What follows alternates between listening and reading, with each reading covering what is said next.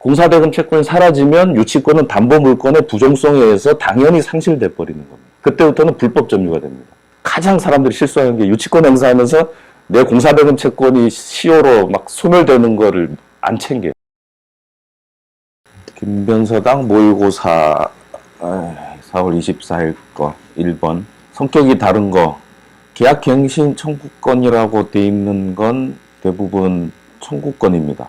형성권이 아니고. 근데 그 특별법 주택하고 상가 건물 임대차에 있는 계약갱신 청구권, 특히 주택은 작년에 처음 들어왔죠. 그 계약갱신 청구권은 임대인이 특별한 사유가 없는 한 거부하지 못하기 때문에 형성권적 성격이 있습니다. 딱 형성권이라 하기 좀 애매하긴 한데 형성권적 성격이 있습니다. 그러니까 상대가 거부하지 못하는데 민법상 계약갱신 청구, 민법이 적용되는 거 토지 그 다음에 건물 중에 공장, 창고 같은, 그러니까 주택과 상가가 빠져나가고 남은 건물들은 민법이 적용되잖아요. 그래서 그 민법상 계약갱신 청구권은 임대인이 거절을 할 수 있습니다. 이 거절을 했을 때 이제 그 다음 지상무 매수 청구권이라든지 이제 이런 게 발생하게 되죠. 그래서 특별법상 계약갱신 청구권은 임대인이 거절하지 못한다는 점에서 성격이 다릅니다. 주택하고 상가 건물 임대차에 있는 계약갱신 청구권은 그래서 우리가 쿠폰으로 표현을 합니다. 쿠폰을 사용하면 임대인은 거절하지 못합니다. 나머지 민법상 계약갱신 청구권은 부탁입니다. 부탁이니까 안 들어줘도 상관은 없고 특별법에는 쿠폰이기 때문에 들어줘야 되고. 자, 2번 민법상 인정되는 권리가 아닌 것은 이건 너무 쉽죠. 전세권은 물권이기 때문에 필요비 반환 청구권은 인정되지 않습니다. 그래서 임차인의 경우는 필요비 반환 청구권이 있습니다. 그렇지만 물권인 전세권은 필요비 반환 청구권 없고 유익비 반환 청구권만 있게 됩니다.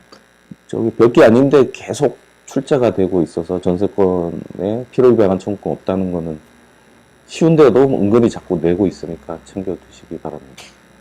3번 다음 중 민법상 인정되는 권리가 아닌 것은 이것도 너무 쉽죠. 땅을 계약했을 때 지상물 매수 청구권 인정되는 거고 건물을 계약했을 때 부속물 매수 청구권이 인정됩니다. 지금 3번 건물 전세권자니까 지상물이라는 개념 자체가 있을 수가 없죠. 부속물 매수 청구권이 인정되겠죠. 4번 묵시갱신. 묵시갱신은 뭐 법정갱신이라고도 하는데 그냥 법이 그대로 연장을 해주는 경우들입니다. 이거는 한 번에 이 문제로 정리하시라고 낸 건데 1번이 틀렸죠. 그 토지 임대차는 무슨 법이 적용됩니까? 민법이 적용되죠. 그러니까 민법에는 어떻게 되어 있냐면 그냥 기간 지나고 나서 또 이제 가만히 있으면 이해하지 않으면 이렇게 되어 있습니다. 6개월 전부터 뭐 이렇게 나오는 거는 그 전세권하고 특별법에 규정되어 있는 겁니다. 민법은 그냥 시간 지나면 뭐 이런 거. 3번 예 보시면 공장 임대인 민법이 적용되죠. 공장은 임대차 기간이 지났는데 상당 기간 이의 제기하지 않은 경우 민법이 이렇게 규정되어 있습니다. 공장, 토지, 창고 이런 거는 다 이렇게 그 민법이 적용됩니다.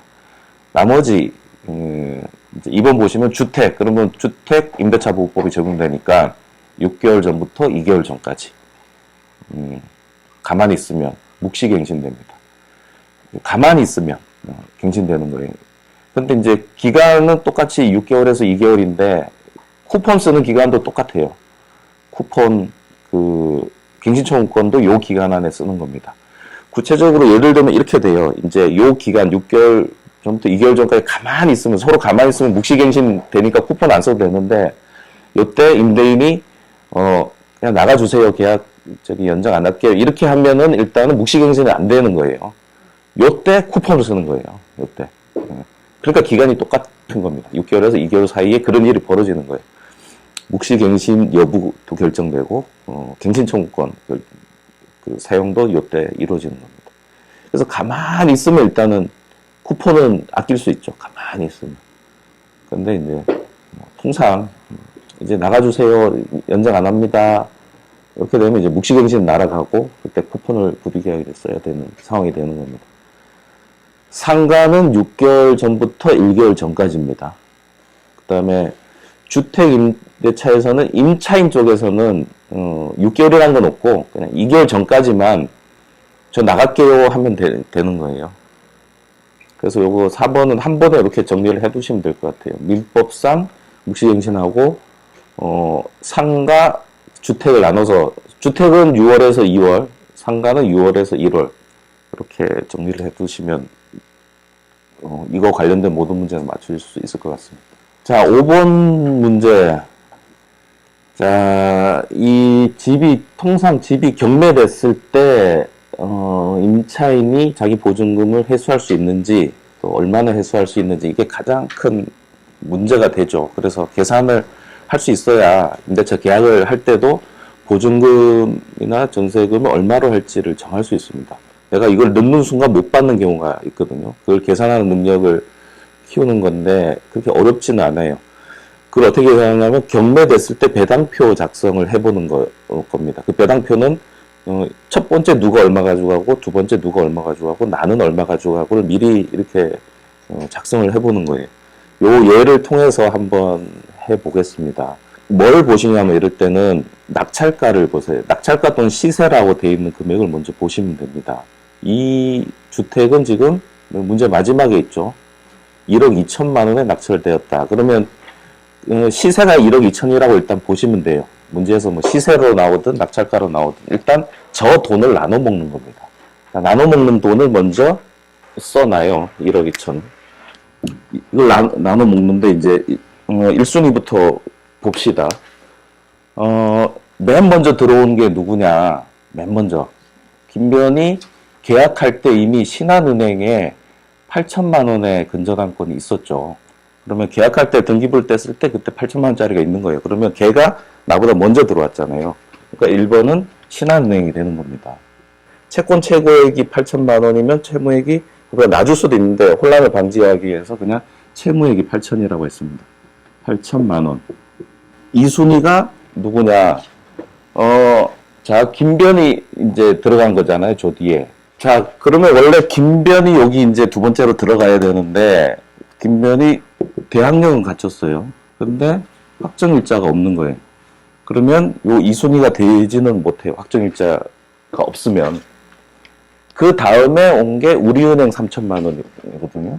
그러면 이렇게 됐습니다. 임의경매가 개시돼서 이제 낙찰이 되는 겁니다. 요때 그럼 김변은 4순위로 가요. 일반 채권이기 때문에 이 대항력은 쫓겨나지 않을 권리지 이 배당받을 권리는 아니거든요. 그래서 원래대로 하면 어떻게 되냐면 1억 2천을 8천 가져가고 그러면 3천 남죠. 우리은행 3천이니까 여기 3천 되니까 0. 그러니까 김변은 받을 수가 없는 게 되는 겁니다. 근데 이 확정일자를 받지 않더라도 후순위지만 갑자기 이 중에 일부 금액은 0순위로 가요. 일부는. 그게 소액보증금 최우선 변제가 되겠습니다. 적용되는지를 봐야 됩니다. 저게 적용되려면 지역별로 정해진 기준보다, 그러니까 보증이 그거보다 낮아야 돼요. 이 지역의 소액보증금 최우선 변제권은 일단은 5천만 원을 넘지 않아야만 이걸 검토해 보는 겁니다. 이걸 넘으면 아예 검토가 안 되고 이대로 끝납니다. 근데 검토를 하려고 보니까 5천만 원까지는 적용돼요. 근데 지금 김변이 3천만 원이니까 일단 적용됩니다. 다행히. 자, 적용된다는 것까지 오케이. 그러면 얼마가 영순위로 가느냐? 최대 1,700만 원입니다. 그러면 이 중에 1,700이 맨 위로 올라가죠. 이렇게 해서 이제 계산을 하면 1억 2천 중에 1,700이 일로 일단 가버리고 남는 게 1억 300만 원이 남죠. 신한은행이 8천을 가져가니까 2,300만 원이 남고 우리은행이 2,300을 가져감으로써 제로가 되겠죠. 그래서 답이 김변이 1,700, 우리은행이 2,300이 되겠습니다. 그러면 김변이 못 받은 건 얼마예요? 1,300이 남아버렸죠. 이건 어떻게 합니까? 일반 채권이 돼서 이 집주인의 다른 재산에 이제 집행을 해야 되는 상황이 되고, 이제 이건 소송에서 판결받아서 집행을 해야 됩니다. 근데 이게 경매로 넘어갈 정도면 이미 재산이 없는 거라서 뗄 염려가 있죠. 그래서 김변이 실수한 거는, 확정일자 안 받았던 게 지금 문제죠. 그래서 6번에 확정일자를 받았다면 확정일자를 만약에 여기서 받았으면 2순위가 되니까 여기서 3천만 원이 보장되죠. 배당표 작성을 해볼게요. 자, 3천만 원. 배당표를 보신 분들 있을지 모르지만 배당표 이러면 뭐 해갖고 경매비용 뭐 하고 여기서 1순위, 2순위. 제일 먼저 누가 얼마 받습니까? 김변 얼마? 1,700. 예, 3,000이지만 이 3,000 중에 1,700은 일로 가요. 또 여전히 그건 적용되니까 1,700. 그 다음에 신한은행 얼마? 8,000. 그 다음 3순위 누구? 예, 김변 얼마? 1,300. 4번 우리은행 얼마? 예, 1,000. 그 다음에 여기 이제 써 있어요. 5순위, 6순위 누구 뭐 만약에 있다면 0, 0 이렇게 돼요. 이게 이제 배당표입니다. 그래서 김변이 얼마 받냐 그러면 총 3천만 원 받는데 이렇게 쪼개서 이게 배당표가 작성돼요. 우리은행 1,000만 원. 6번 문제는 이제 그 취지고. 자, 여기서 응용을 하나 해볼게요. 이 주택에 이제 처음에 주택 질 때 공사한 사람이 유치권을 만약에 행사하고 있었다. 그럼 여기서 유치권자가 예를 들어서 A가 공사대금 한 5천만 원에 유치권 행사를 하고 있다. 자, 이랬을 때 이 배당표가 어떻게 돼요? 배당표에 어떤 변화가 있어요? 없죠. 유치권은 내가 채권 변제받을 때까지 얘를 지배하고 있는, 점유하고 있는 권리잖아요. 점유하고 있다는 힘이 있을 뿐 여기서 내 돈을 달라고 할 권리는 없는 거예요. 유치권은. 그 누구에게도 돈 가져오기 전에 나는 여기서 점유를 풀지 않을 거야. 이럴 권리는 있지만 여기서 변제권, 우선 변제권 있지 않습니다. 저 5천만 원은 뭐예요? 얘 성격이 A는 유치권을 갖고 있긴 해요. 물건을. 예. 근데 5천만 원 이건 물건이 아니죠. 이거는 공사대금 채권이죠. 공사대금 채권입니다. 누구한테 갖고 있는? 원래 소유자한테. 그러니까 저거는 원래 소유자한테 달라고만 할 수 있는 거예요. 저거는. 다만 유치권도 갖고 있으니까 유치권은 누구든지, 그러니까 낙찰자한테 돈 달라고 못해요. 그렇지만 누구든지 돈 갖고 오기 전에 내가 유치할 수 있으니까 사실상 낙찰자한테 압박은 되죠. 근데 낙찰자한테 달라고 못해. 채권은 상대권이잖아요. 특정인에 대해서만 청구할 수 있잖아요. 그래서 배당표에는 영향이 없습니다. 다만 낙찰받은 사람이 저 유치권을 어떻게든 해결해야 돼요. 안 그러면 저 유치권자는 안 나가고 버티겠죠. 그렇기 때문에 유치권이 있으면 낙찰받는 사람이 없겠죠. 그래서 낙찰가가 떨어지죠. 유치권 신고를 해요. 요 경매 절차에. 그럼 유치권 신고가 들어와 있다는 게 자료에 있거든. 그러면 저 유치권 변제 금액 합쳐서 낙찰가를 쓰게 됩니다. 그럼 낙찰받아서 저기 돈 줘서 내보내도 남을 정도의 금액이면 이제 들어가게 되는 겁니다. 대신 변제는 가능해요? 유치권이니까. 그러니까 내보내면 돈 줘야 되니까. 근데 저기서 또 이제 유치권자가 그래서 또 조심해야 될 게 유치권자가 유치권 행사를 탁 하고 있는다고 해서 자 이게 지금 권리가 두 개인 거예요. 그러니까 이 채권 갖고 있고 채권을 근거로 저 채권이 일정한 요건이 될 때 그 채권이 목적물하고 결련 관계가 있을 때 그때는 유치권이 생긴단 말이에요. 그러니까 두 개 권리를 갖고 있는데 유치권 행사를 해.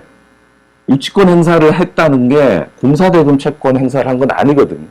두 개 권리가 다르니까. 그래서 유치권 행사를 하면서 이거는 방치해다. 그런 경우가 있어요. 공사대금 채권. 근데 공사대금 채권은 소멸시효가 3년짜리예요. 그럼 유치권 행사를 3년 했다. 그럼 공사대금 채권이 없어져요. 공사대금 채권 소송을 하든 어쩌든 저거를 시효를 살려놔야 돼. 근데 안 하고 지나가서 공사대금 채권이 없어지면 유치권은 어떻게 해야 됩니까? 왜? 유치권 성격이 물건 중에 제한물건이고 제한물건 두 개잖아요. 용익물건, 담보물건. 이게 담보물건이잖아요. 위치가. 예. 지상지역 전세가 용익물건이고 유치권, 질권, 저당권이 담보물건이잖아요. 담보물건의 대표적인 성격, 부정성. 예. 피담보 채권하고 운명공동체잖아요. 제가 없어지면 담보는 사라지잖아요. 공사대금 채권이 사라지면 유치권은 담보물건의 부정성에 의해서 당연히 상실돼 버리는 겁니다. 없어요. 그때부터는 불법 점유가 됩니다. 가장 사람들이 실수하는 게 유치권 행사하면서 내 공사대금 채권이 시효로 막 소멸되는 거를 안 챙겨요. 공부할 때 물권 채권을 나누고 그 성격을 따지는 게 저런 법률 문제가 생겼을 때 해결 능력으로 연결되는 거죠. 자, 그 다음 또 하나, 두 번째 응용. 김변이 들어갈 때 아무것도 없었어요. 신한은행이 없었어. 아무것도 없을 때 김변이 들어갔습니다. 지금 요 대항력이라는 부분. 자, 첫 번째 성격이 대항력은 주인이 바뀌어도 쫓겨나지 않을 권리입니다. 첫 번째고. 두 번째는 경매가 됐을 때, 근데 마찬가지로, 근데 경매가 되면 이제 낙찰자가 있잖아요. 그 낙찰자가 나보고 나가라고 할 때도 버티는 힘이 대항력이에요. 근데 경매가 진행되지 않은 상태에서 이 집주인이 바뀌고 하면 요 대항력이라는 1번의 의미는 살아있는데, 경매 때는 좀 다릅니다. 경매 때는. 요 신한은행이 지금 있는 지금 이 문제 상황에서 김변이, 나 계속 살래. 라고 주장한 게 대항력인데 그 대항력은 없어요. 경매에 있어서는 선순위 권리에 따라 그 대항력이 좌우되는 겁니다. 선순위 권리가 있으면 나는 대항력 주장을 못해요. 왜냐하면 내가 일단 선순위 권리를 보고 들어갔을 때는 이게 경매가 됐을 때는 내가 나온다는 생각으로 들어간 겁니다. 자, 그런데 앞에 게 없고 내가 최초로 들어갔다. 이 집에. 이때는 요 대항력도 있는 겁니다. 이때는 선택을 해요. 내가 대항력 주장을 할지 아니면 우선 변제권 주장을 할지 두 개 중에 선택을 합니다. 선택. 배당받고 나가실래요? 아니면 계속 사실래요? 가만히 있으면 계속 사는 거고, 배당 신청하면 나가겠다는 의사고, 그러면 배당 신청하면 배당표 짤 때 1순위로 넣어주고요, 일단은. 권리신고, 배당 신고를 안 하면 김변을 빼고 배당표를 작성합니다. 이건 뭐냐면 인수된다는 겁니다. 인수. 낙찰자가 김변의 임대차를 인수하게 되는 겁니다. 그럼 낙찰받는 사람 입장에서는 김변이 인수되는지 여부는 굉장히 중요하죠. 왜냐하면 낙찰받는 사람이 자기가 들어가서 살려고 낙찰받는데 임차인이 그대로 인수가 되면은 낭패잖아요. 임차권도 그렇고 전세권도 마찬가지예요. 용익물건이 제일 앞에 있을 때는 걔는 인수될 가능성이 있는 거예요. 그럴 때는 낙찰가가 떨어질 수밖에 없어요. 특히 상가 같은 경우는 10년 동안 못 내보낼 수도 있거든요. 낙찰받은 다음에. 그래서 최선순위 있을 때는 경매에서 대항력도 생기니까 이 사람의 선택에 따라 인수될 수도 있습니다. 참고로 그 경매에서 인수되는 게 유치권도 그럼 인수되는 거잖아요. 어차피 경매돼도 유치권은 계속 누가 돈 가져올 때까지 점유할 수 있으니까.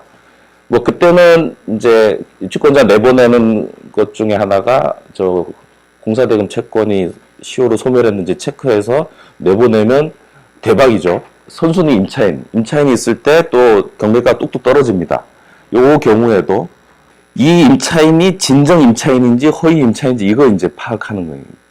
이 낙찰가를 떨어뜨리기 위해서 허위 임차인도 집어넣고 하거든요. 그래서 허위 임차인 같다 또는 가족이다 뭐 이렇게 해서 이제 내보낼 수 있는 상황이면 싸게 낙찰받아서 인도 소송을 해서 내보내면 가격이 또 뜨는 거예요. 그래서 이 유치권이나 요 이제 임차권처럼 인수되는 권리들, 이 인수되는 권리들을 잘 분석하면 여기서 부동산 차익이 어마어마하게 납니다. 조금 난이도가 있는 게 법정지상권입니다. 법정지상권은 등기에서 알 수는 없어요. 법정지상권이니까 등기에서 알 수는 없는데 지상권이 있는 거. 요거는 법정지상권 성립 여지가 있다. 보고서를 이렇게 해요. 그러면은 토지 낙찰받는 사람들은 법정지상권 있는 걸 받아봐야 쓸모가 없거든요. 그러니까 또 뚝뚝 떨어집니다.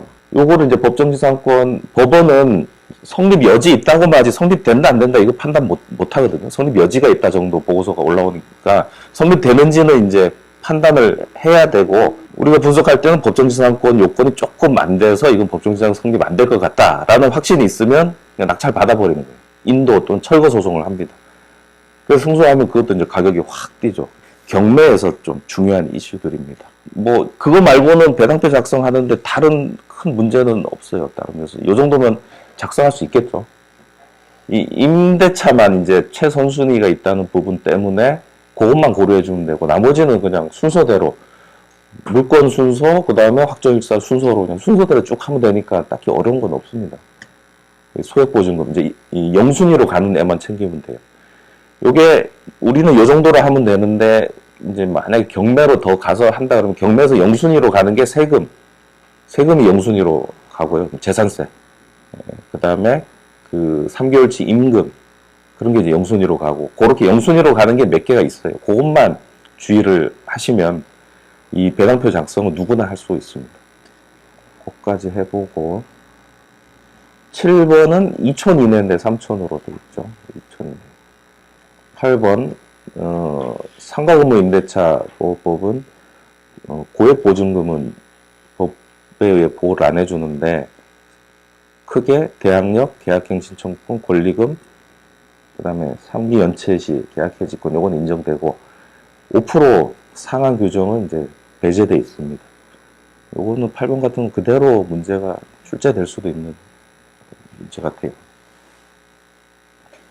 혹시 궁금한 거 있으세요?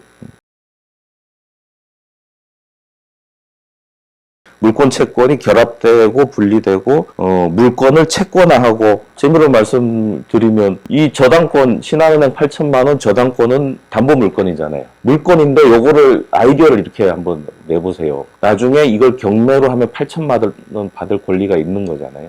이 권리를 팔아. 이게 그 부동산학 개론에서 보면 2차 저당 시장이라는 데잖아요. 증권 MBS 같은 경우 이제 증권화한 것 저런 권리를. 그러면 2차 시장에서 이 담보권을 채권화한 애들이 돌아다니는 거잖아요. 이 권리는 8천만 원인데 지금 보시면 8천만 원인데 중간에 7천의 거래, 6천의 거래, 5천의 거래 이거 합친 금액만큼의 경제효과가 나버리는 거예요. 8천만 원이 나중에 보면 몇 억이 돼 있는 거예요. 이 그 거래 효과가. 이거를 뭐라고 하냐면 승수 효과라고 해요. 승수 효과. 원래 자산 가치보다 몇 배가 창출되는 거예요. 경제 효과가. 자, 이거는 전제가 뭐냐면 이 8천만 원이 회수된다는 전제가 이렇게 거래가 이제 생겼잖아요. 근데 만약에 이 집값이 3천만 원으로 떨어졌다. 이 집값 자체가 3천만 원 떨어졌으면 신한은행이 가진 저 8천만 원의 담보권은 어떻게 됩니까? 부실해지죠. 8천만 원 중에 3천만 회수하고 5천은 날리는 거잖아요. 담보권이지만.